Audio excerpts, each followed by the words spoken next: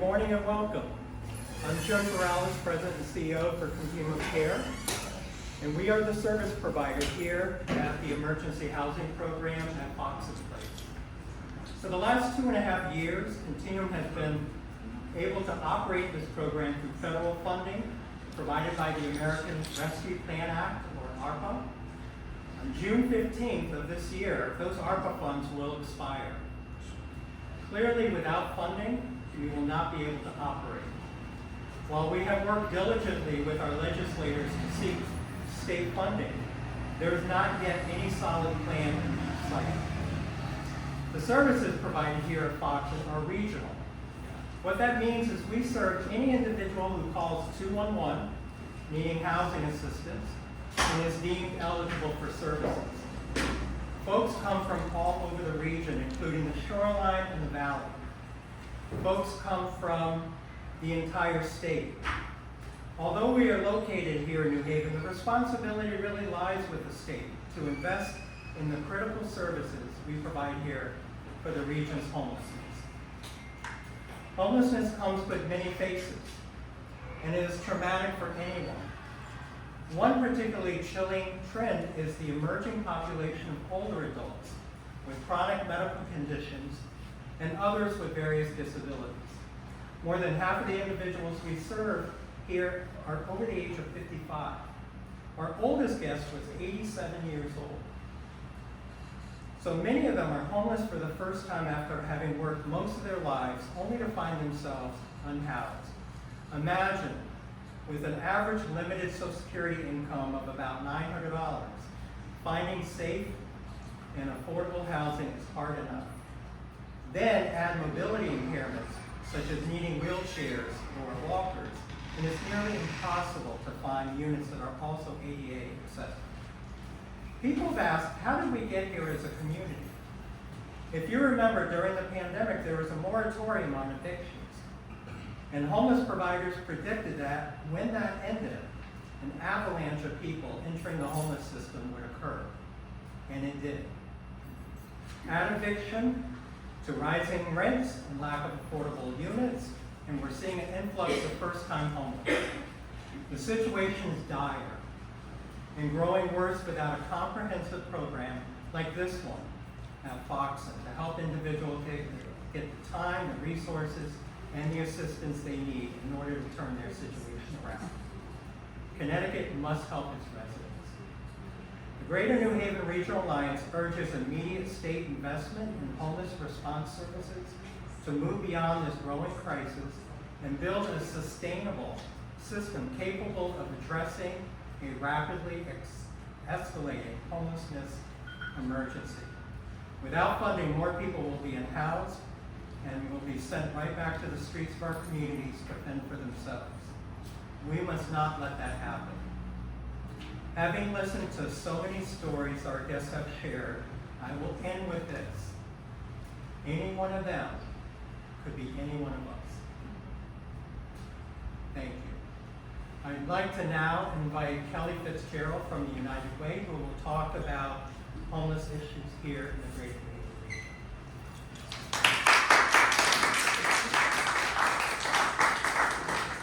Thank you, Jim, and thank you for inviting us here today to be able to have this important conversation. Good morning, my name is Kelly Fitzgerald. I serve as Vice President of Financial Security at United Way of Greater New Haven. At United Way, we serve as the backbone organization to our regional homeless response system, also known as the CAN. This system is made up of skilled, dedicated professionals who know how to act quickly and effectively when somebody is facing a housing crisis. Yet, despite such a strong infrastructure, homelessness in Greater New Haven is rising at an alarming rate. As of today, we have more than 1,700 people sleeping in shelters or outside in Greater New Haven. That is up from 300 people in 2018. In addition to that, we have another 600 people that are waiting for the opportunity to be in a shelter space like here at Continuum of Care. This increase is not accidental. It is the direct result of rapidly rising costs and a housing crisis that has gone unaddressed for far too long. We know what works. People in this room, these experts, they know what works. But success depends on having sufficient resources, like enough emergency shelter, extreme weather, housing search assistance, and flexible resources.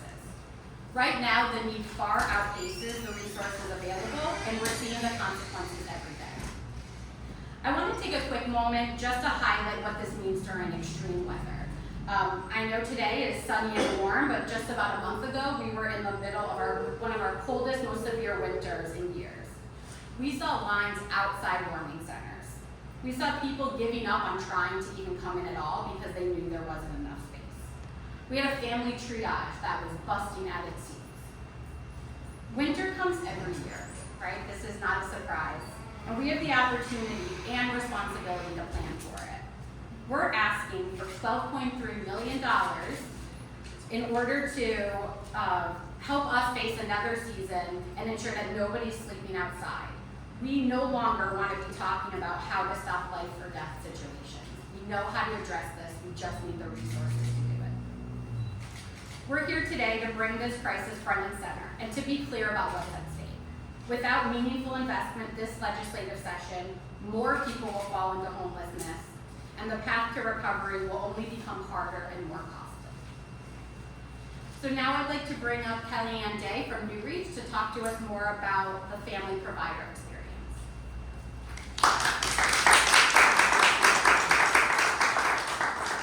Homelessness and hunger are rising for a simple reason. People can no longer afford to live. My name is Kelly Ann Day. I'm the CEO of New Reach, and I've been providing housing and home services in Connecticut for 31 years. Across the country and here in Connecticut, we're seeing rents far above pre-pandemic levels, with increases averaging more than 17%. At the same time, 22 million households are now cost burdened, paying more than 30% of their income to rent. For many, homeownership is simply out of the question. When people ask me, why is homelessness increasing?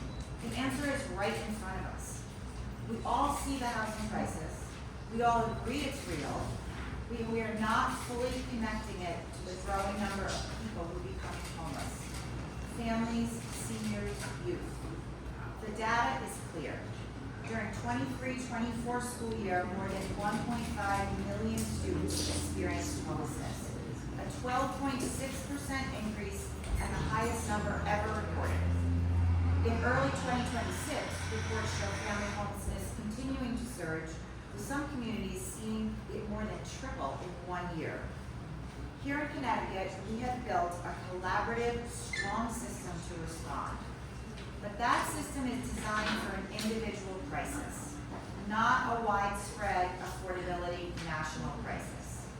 We are now seeing thousands of people turning to us for help, and our system is not fully funded to meet this level of need. Think about an emergency room during COVID. When demand surged, resources followed. That is exactly where we are now, but without the additional support. New Reach and our partners are the safety net for families and youth and individuals across Greater New Haven and beyond. And today, that safety net is under strain. Yes, we acknowledge and we know and we serve people who are facing mental health and substance use challenges, but thousands more are working families and seniors, people who are simply being priced out of housing and even out of basic necessities such as food. Our shelters at New Reach, Life Haven, and Marcus Place are full with wait lists. We're seeing more families displaced every day. There's been a 66% increase in families over the past 2 years in Greater New Haven. 66% increase in Greater New Haven of families over the past 2 years. After taking on the programs from the former Youth Continuum, New Reach is now serving hundreds of youth in urgent need of housing. Greater New Haven saw youth numbers increase by 35% in 2 years. And these are not isolated cases. These are direct results of rising costs that are beyond our control. We're doing everything we can with the resources we have, but it's not enough. We need increased investment to prevent homelessness, to ensure emergency shelter units and beds, and to create affordable housing. We need our elected officials to recognize that the housing crisis is driving the surge and act accordingly. We need the public to understand this can happen to anyone. If you want to help, anyone listening wants to help, please contact the governor and your elected officials to support the services that keep families, individuals, and youths housed in communities stable. Thank you. And now we're very thankful to have Carlos Sousa Lamardo from the City of New Haven, one of our strong partners, come up and talk to us about their perspective. Thank you, Juliana. Good morning. Thank you all for being here. My name is Carlos Sousa Lombardo. I serve as the Deputy Community Services Administrator at the City of New Haven, where I help oversee human health services. Today, the City of New Haven community partners are coming together to speak with one voice about the scale of the homelessness crisis in Greater New Haven and what sufficient funding will mean for our region. The City of New Haven is a community that extends compassion and care to individuals who are unhoused. We dedicate more funds towards homelessness than any other municipality in the state. We have incredible partners. We have innovative programs like this shelter, a community responder program, and REST to be able to address crises as they arise. We are building thousands of units of affordable housing and deeply affordable housing. However, this is a regional and statewide issue, and it requires a regional and statewide response. Let me be clear. This crisis has outgrown piecemeal responses. What we're facing requires a serious, sustained investment in the homeless response system. Homelessness has reached an all-time high in Greater New Haven. More than 1,700 people are currently experiencing homelessness in the region. 600 people are waiting for a call to get into a shelter bed. Roughly 1/3 of those experiencing homelessness are older adults, and more than half are living with serious health conditions or disabilities. These are not distant numbers. These are our neighbors, older adults, people with disabilities, families, and individuals in fragile health, being forced to survive in conditions no one should endure. That is why we are calling on the state legislature to prioritize investments in the homeless response system this year. This investment is about preserving and strengthening the full system people rely on in moments of crisis: emergency shelter, non-congregate options, outreach, case management, stabilization, and the services that help people move from survival to stable housing. Programs like this shelter show what is possible when the state and the city work together. But these are only one piece of a much larger solution. The need for us is regional, urgent, and growing. The City of New Haven houses 90% of the shelters in the region, but only about half of the people in shelters are New Haven residents. The state cannot expect one city to absorb the cost of serving any entire region. It is not sustainable and it is not realistic.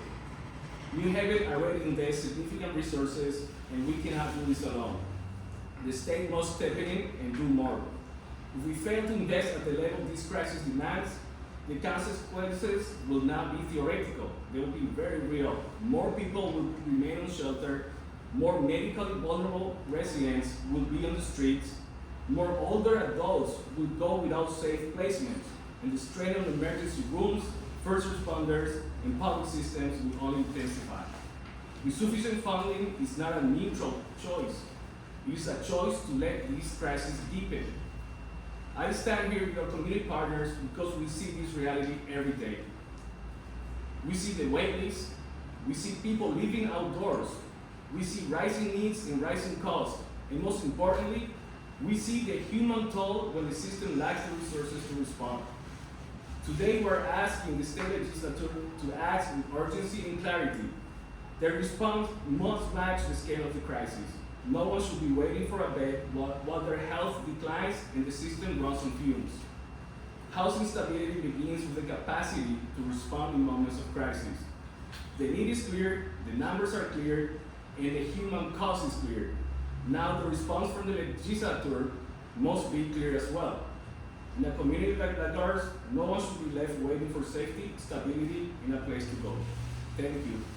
And I want to invite Jennifer Paradis next to close.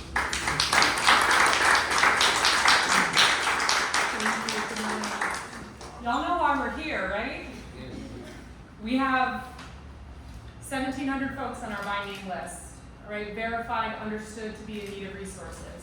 600 of those folks are living outside, and we are talking about this shelter, 100 beds, not having a future without immediate action. That's the moment we are in right now. We are talking about how bad things are, and we're saying they're going to get worse.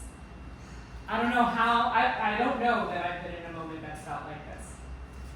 My name is Jennifer Paradis. I'm the executive director of the Bethel Center in Milford. I represent one out of the two regional shelters that work alongside partners in the greater New Haven. We, like many of the colleagues here today, are on the front lines of this emergency every day.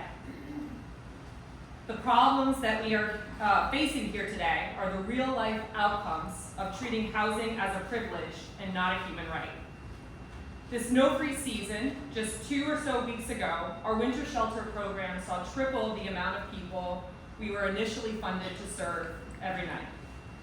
And through the efforts of this alliance, through the CT Kennan Homelessness Campaign, we were able to receive some additional funds to financially support that need. Those folks that needed shelter in my community and our communities are still in need of shelter right now and are in need of permanent housing resources right now. As of next week, all overflow shelter programs will be closed, and even more of our neighbors will call bus stops, parks, and building overhangs their home.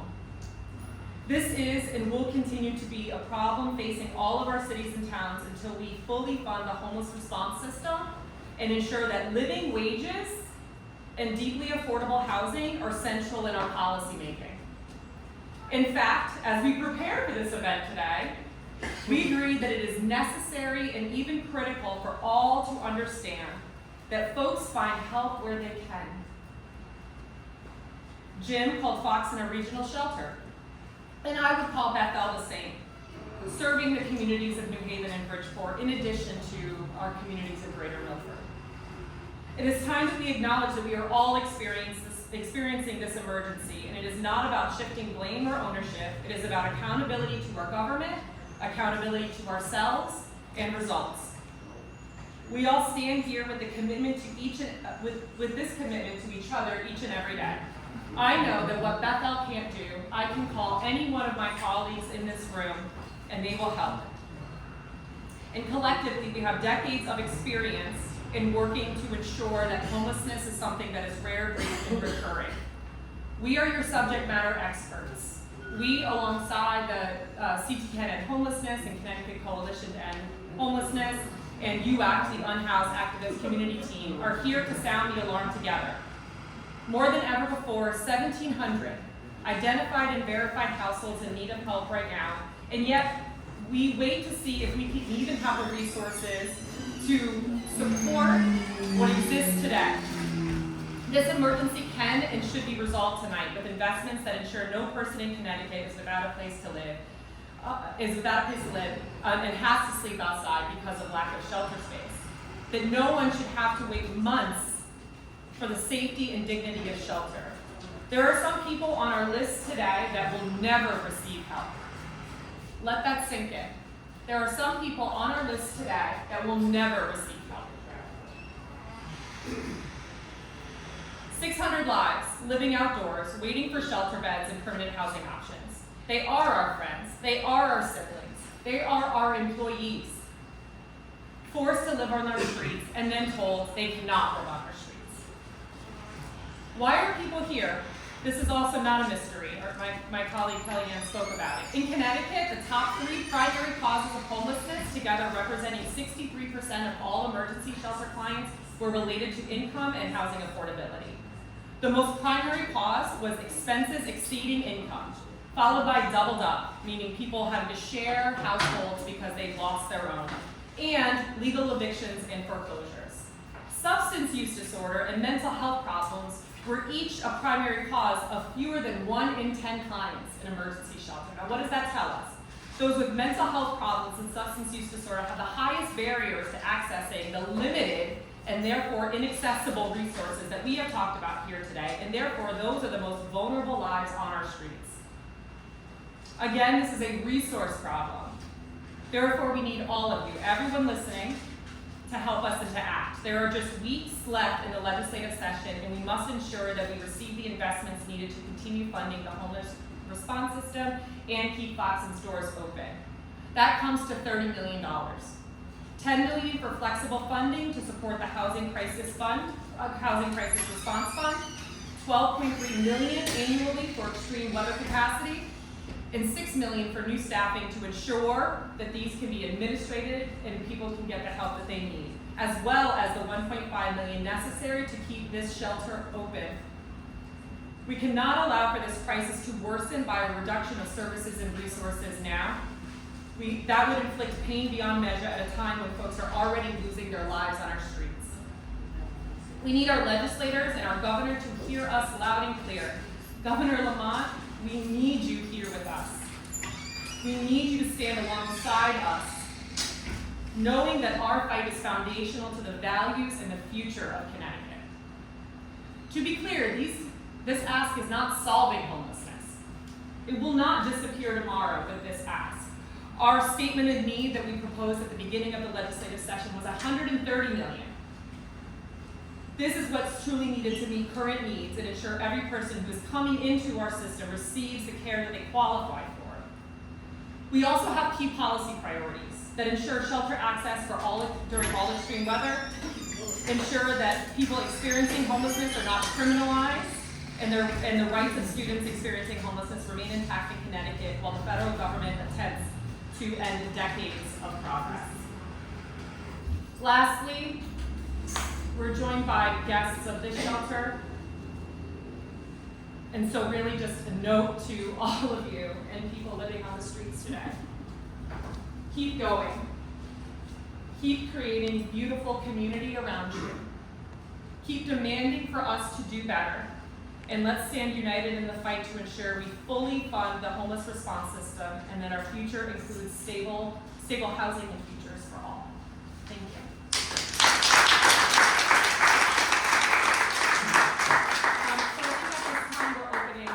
Questions, and we have lots of subject matter experts in the room, so I will not be answering all of these.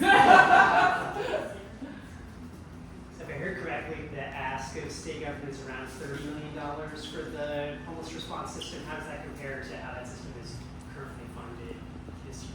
We're joined by Sarah Fox from the Connecticut Coalition on Homelessness, and so I do want to bring that question to you, if that's okay. Just repeat the question. As is an increase, and so like. So it's not an easy question. So Sarah Fox, CEO of Connecticut Coalition and Homelessness.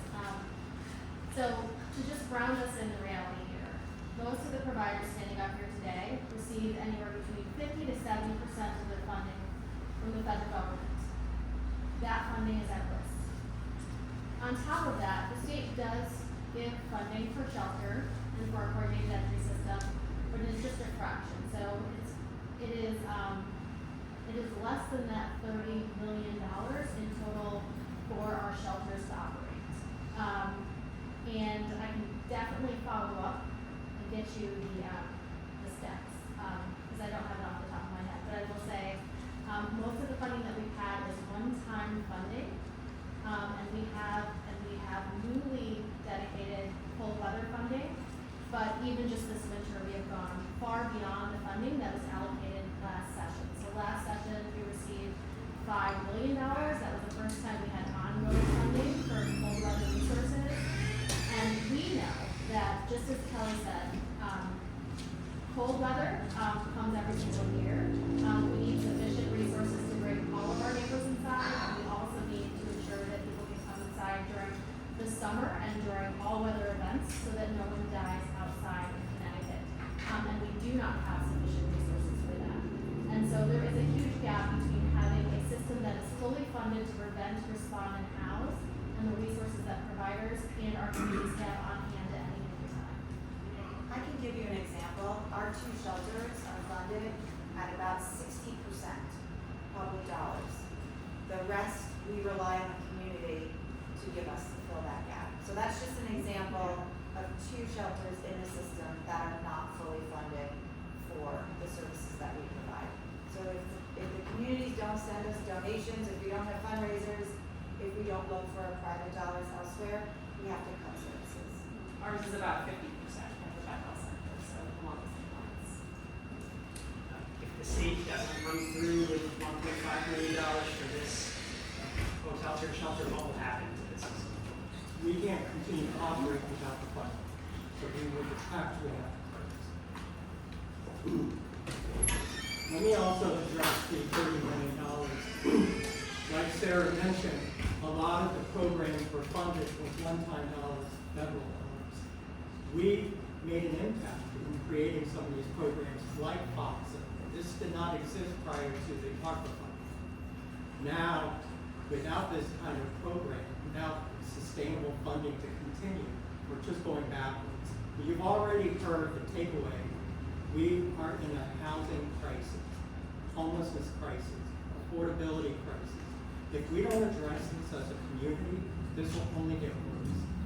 And the face of homelessness is changing.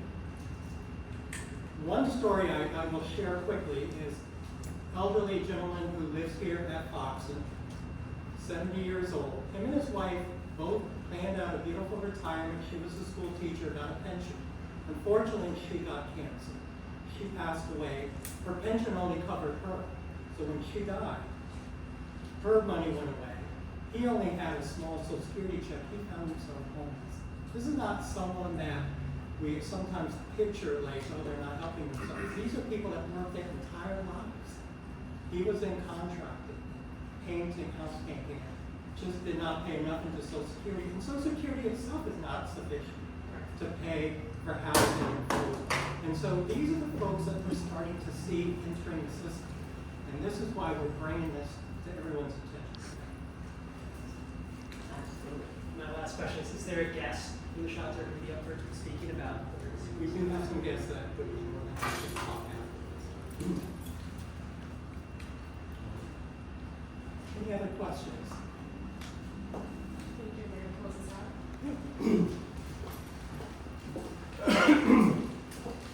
I want to thank everyone for coming today. We wanted to highlight this problem. We didn't want to be told a year from now, why did we know about this?